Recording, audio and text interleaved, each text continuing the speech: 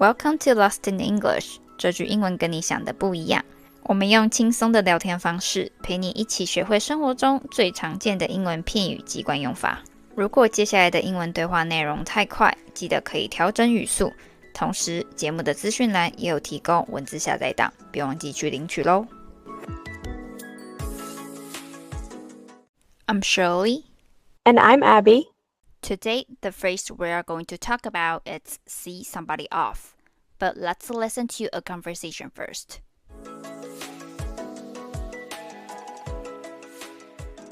Are you coming to the train station later? Yeah, I want to see Emma off before she heads back to college. That's sweet of you. What time does her train leave? Around 6, so I'll get there a bit early to say goodbye. I'm sad to see her go. So, Abby, what does seeing somebody off mean here? To see somebody off means to accompany or bring someone to a place of departure, such as an airport, train station, or bus stop, and say goodbye to them before they leave.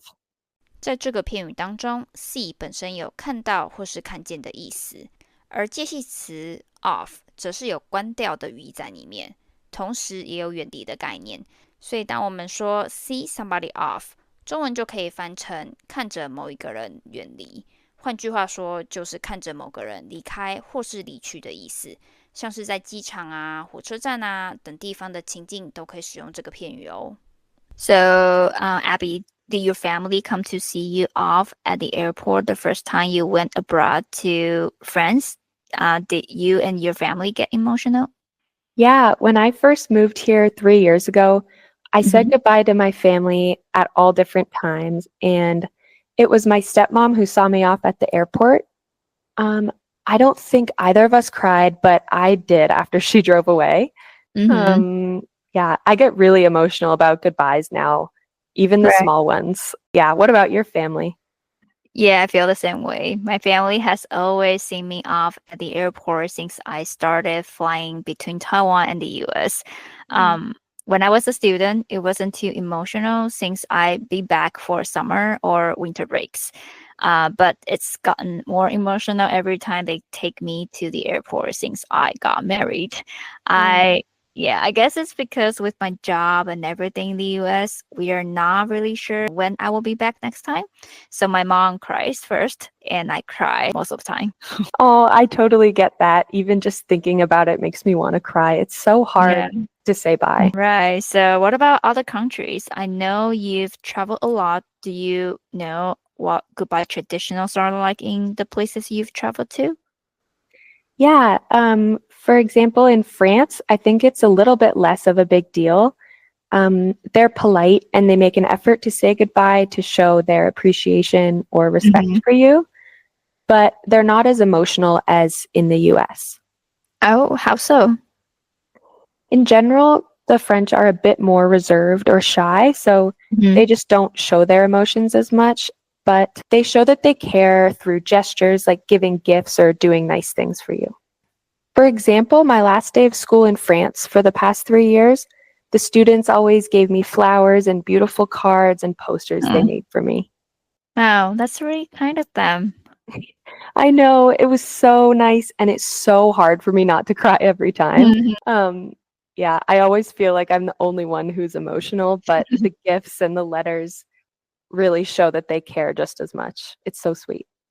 Yeah, I will probably feel the same way and have the same reaction too if I were in that situation. So you're not weird at all. A few of my students are teachers as well, and they've told me this exact same thing. So what about in North Africa?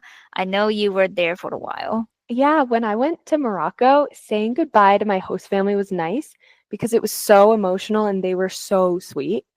I think goodbyes there are more formal because we had a big party and we danced and we ate a ton of food and exchanged gifts, and people seemed to be just as emotional as I was, so that was really nice. So it was more like a farewell party, but a little bit formal, right? Yeah, it was so nice, and I was so surprised. They're just so nice there.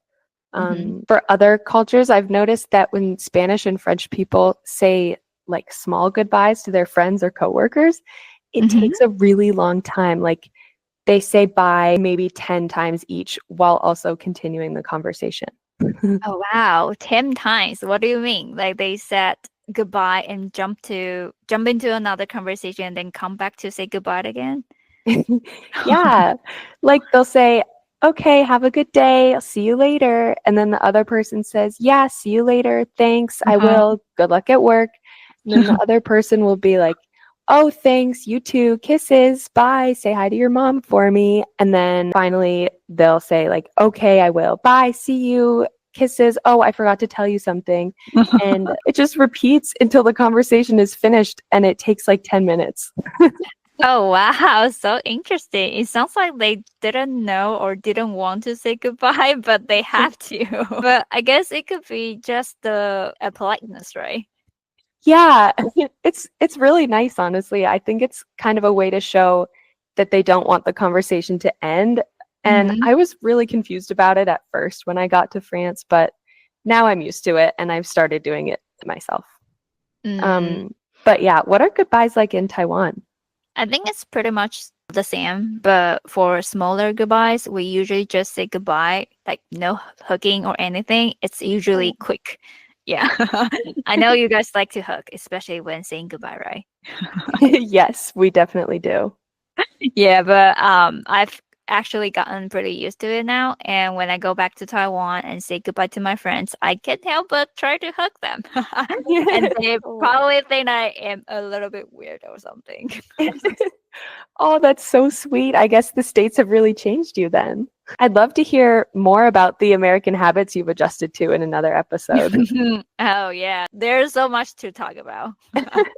All right, time for the quick review. So whether it's a quick goodbye or a big emotional farewell, when people say see somebody off, it just means going with them to say goodbye before they leave.